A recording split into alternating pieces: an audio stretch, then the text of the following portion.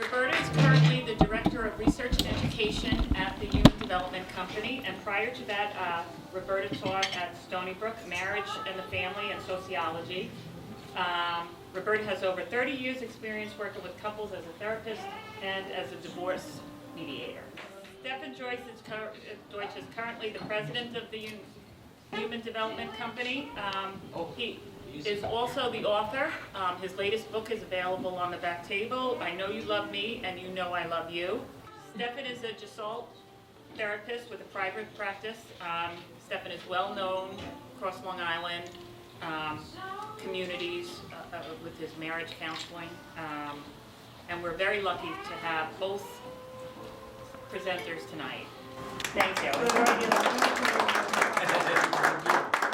So hello everybody. A little bit more about myself and my involvement with the Human Development Company. I've been working with Stephen for 5 years now, and I thought when I first came to work that I knew everything there was to know about marriage and relationships, and I was very surprised to learn a lot.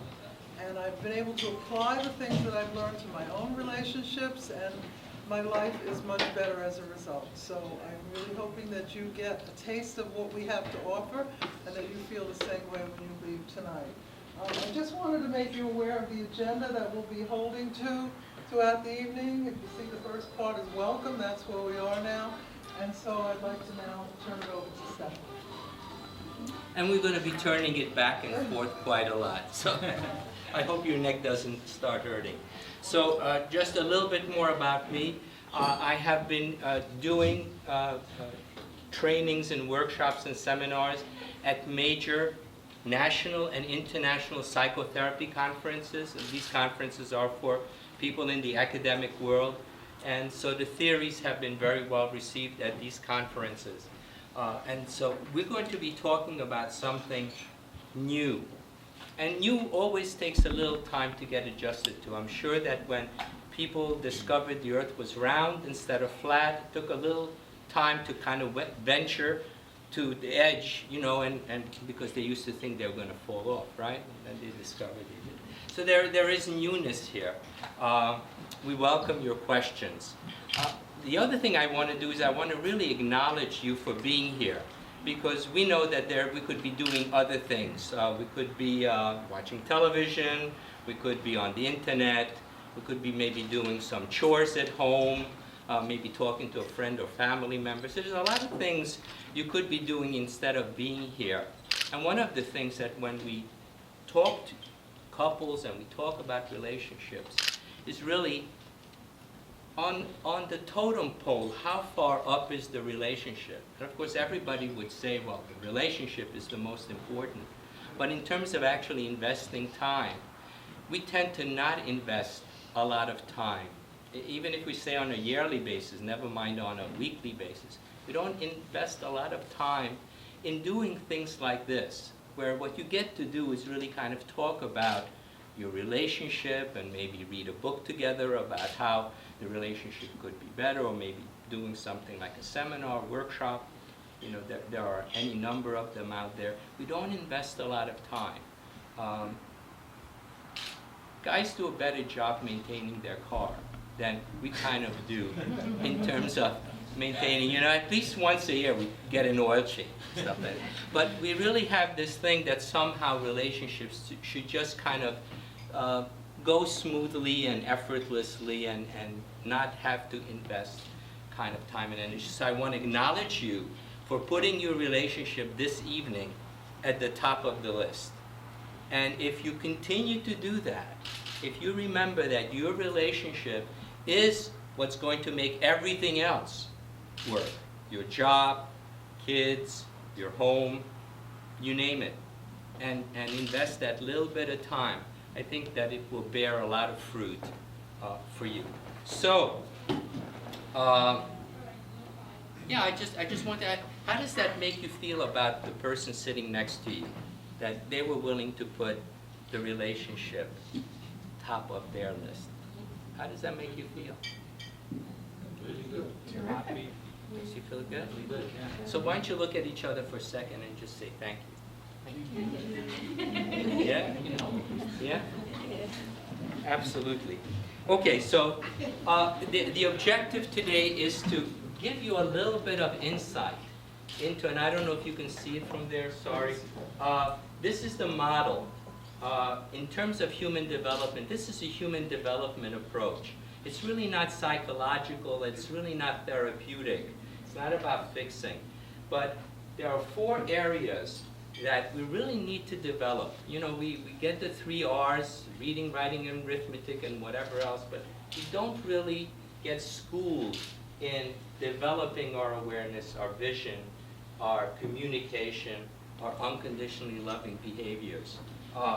And these are the 4 skills, areas, facilities that really need to be strengthened for all of us. And when they are, we can apply this to the relationship, actually to every relationship. By the way, what we're going to hear today is about every relationship, even though you're here for each other. It's not just one relationship.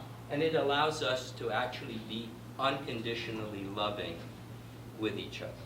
So, at this point, so the objective is to basically give you some insight. So, what is love? Everybody has an idea about love. When someone appreciates something you do for them, how does it make you feel? When someone respects you, treats you with respect, how does that make you feel? When you're a little down and you're discouraged and somebody encourages you, how does that make you feel? Maybe you don't have the best memory. I don't. And somebody accepts you, accepts the fact that, you know, that may not be your strength, remembering things. How does that make you feel? How does it feel to be appreciated, accepted, respected, encouraged? Somebody's being patient with you. How does that make you feel?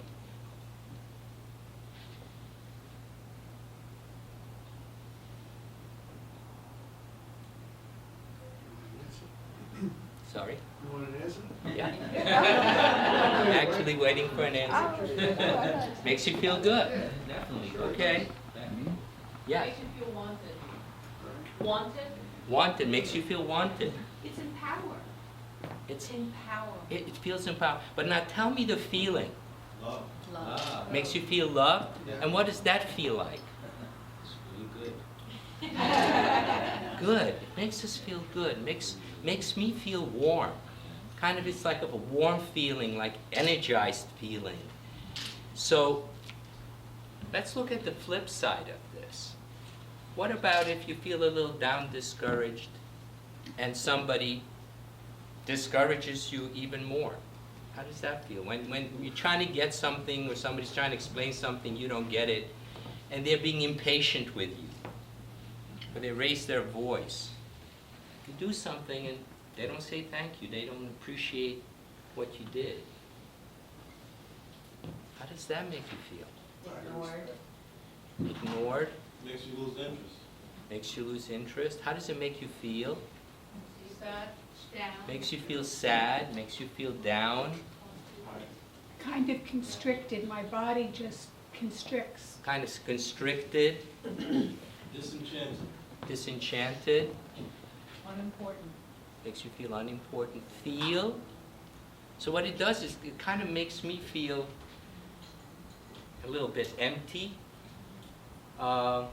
Makes me feel, it's almost like a hurt. I kind of feel hurt That's when people treat me that way. So now, let me ask you this, because if we really think about how we feel when people behave lovingly and when people behave unlovingly, doesn't it seem like something is happening between the two of us? Something is happening. Now, none of us can see sound, and yet something is happening between us, right? Now, love is not one of those things that we've been able to record. That, by the way, has changed. But love is not something we visibly can see, but we feel something. It's real. When we feel hurt, it's real. When we feel warm and energized, it's real. And that tells you, if we really want to stop and think about it and kind of be logical, that love must be real, because the experience is real. It's not in our imagination. It kind of feels all over. It either kind of hurts all over, or it feels warm and good all over.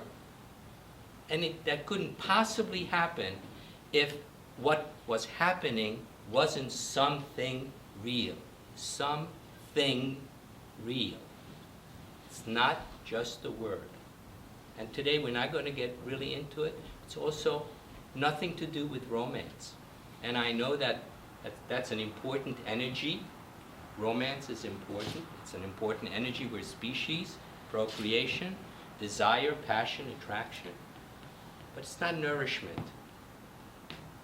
When we get this energy, we literally feel nourished. So the theory says that loving energy is exactly like air, food, and water. Air, food, and water. So now when we behave unlovingly, what are we actually doing? When we're behaving lovingly, what are we doing? What are we giving someone? What are we withholding from someone? So these are the things to kind of consider. Hopefully after today you'll start thinking about this more and more. Awareness is one of those muscles, okay? There are two kinds of awareness: outer awareness and inner awareness.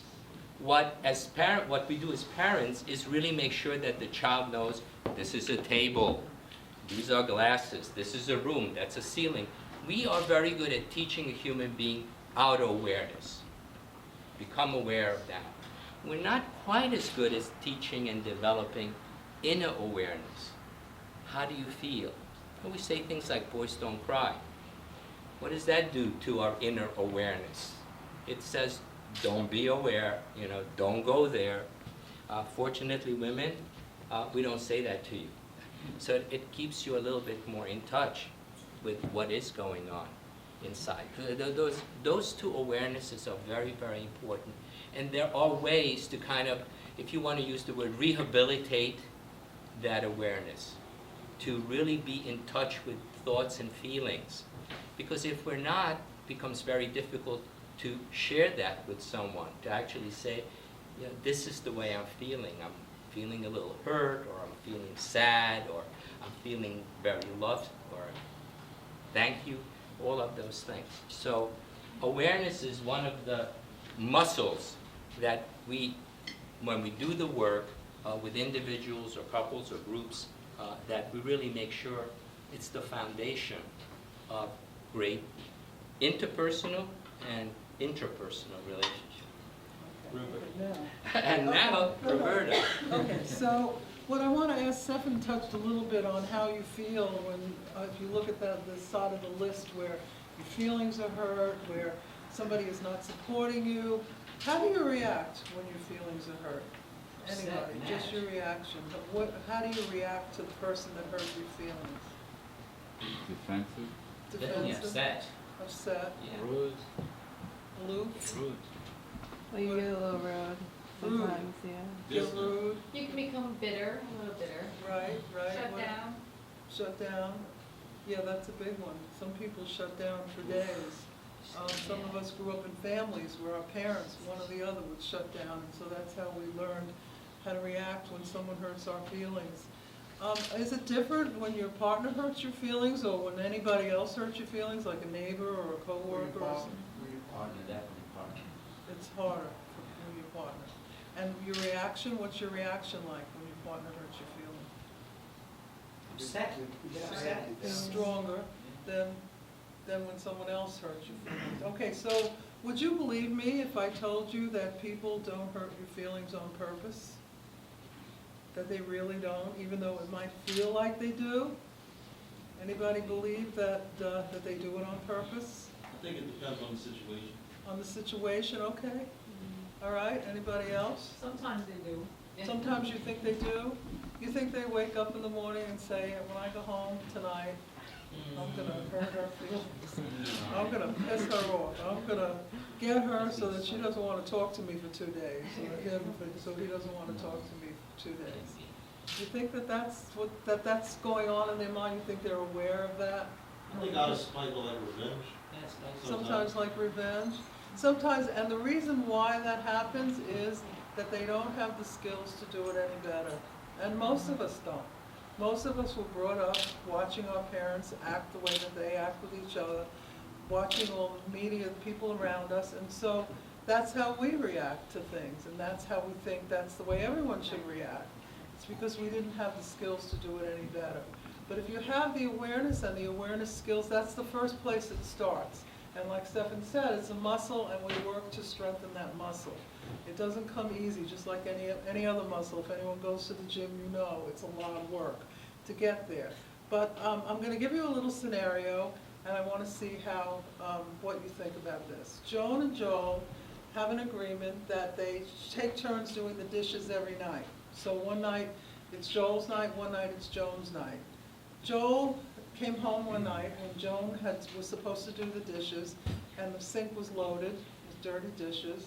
And he walked in the house totally disgusted, and he said, "This is disgusting, and I can't believe what a slob you are." Okay, so if you were Joan, how would you react to that? To what Joel If you said? think it's that disgusting, maybe then you could wash it. Okay? Okay, I think that's what a lot of us would say. What else? Some of us might go further, you want that dish and that dish and that dish, you wash them, right? But a lot of us would just fly off the handle. We'd have like a knee-jerk reaction to that when someone says that to us. Or we'd react the way we do, the way some of you said. We would turn off, we would be aloof, we would be rude back, we'd be defensive. All of the things that we knew we could do that we had been doing for years, because that's how we reacted when someone hurts our feelings. So now what I'd like you to do is think about the same scenario. Joel came home, looked at the dishes. I can't believe what a slob you are, except this time, what I would like you to do as Joan is turn that little voice off that's going on inside your head. That's the little voice that just said to you, what little voice is she talking about? It's that little voice that goes with us, that we carry with us all day long, and it narrates the world for us, and it lets us know what we're thinking, and it expresses our feelings, and it tells us how to react to certain things. Most of the time, we're not conscious of this. I want you to become conscious of it. So now, take that little pause. Joel said this thing to her that hurt her feelings. She turned the little voice off in her head, and at that moment said, "I know Joel did the best he could. He just didn't have the skills to do it any better. And I know he loves me, and I know we have a wonderful relationship, and that we got married at the Westbury Manor, and it was the best wedding in the world. And we really enjoy each other's company, and he just did the best he could." Now how do you think Joan would feel about what he said? More understanding. Sorry? More understanding. More understanding. So it just takes that, it seems like it's so simple or so difficult, especially when you're in the moment, but I would ask you to do this next time you're in that position, is to be aware of that little voice in your head, and take that moment, especially if it's one another, and just know that you love each other, and that you didn't wake up in the morning saying, "I'm going to come home and hurt her feelings," or hurt his feelings, or get him angry at me. That's not how we go through life intentionally, even though sometimes, yes, it feels like it's revenge. And again, it's because the person didn't have the skills to say it any better or do it any better. So we're going to give you a little exercise now to do between the two of you. Angela and Mary Beth are going to hand out some papers, and I'll explain what to do when you get them. And just give me one, too. You would read along with me, and then I'll tell you what to do. Okay, so this is the scenario. Pat forgets that they had a date to see Steve's best friends after work, and comes home an hour and a half late without ever calling or giving prior notice. She was at a work-related dinner, and she couldn't be reached when Steve tried calling her. So now she comes in the door, and what I would like you to do to discuss between yourselves, what do you think Steve's initial self-talk would be? when she walked in the door? What do you think his reaction would be to her? And what would he be thinking and feeling? And what were his thoughts and feelings? And the second point is, how would Steve switch his self-talk? Take that pause, and what would he have to say to himself so that he would be able to respond differently than he did the first time? And then what would Steve's thoughts and feelings be after he switched his self-talk? Basically what we just did before. Is that clear? Any questions? Okay, so take about 5 minutes, discuss it among yourselves, what you think Steve would react to, the first reaction, and then the second reaction. The first reaction is angry.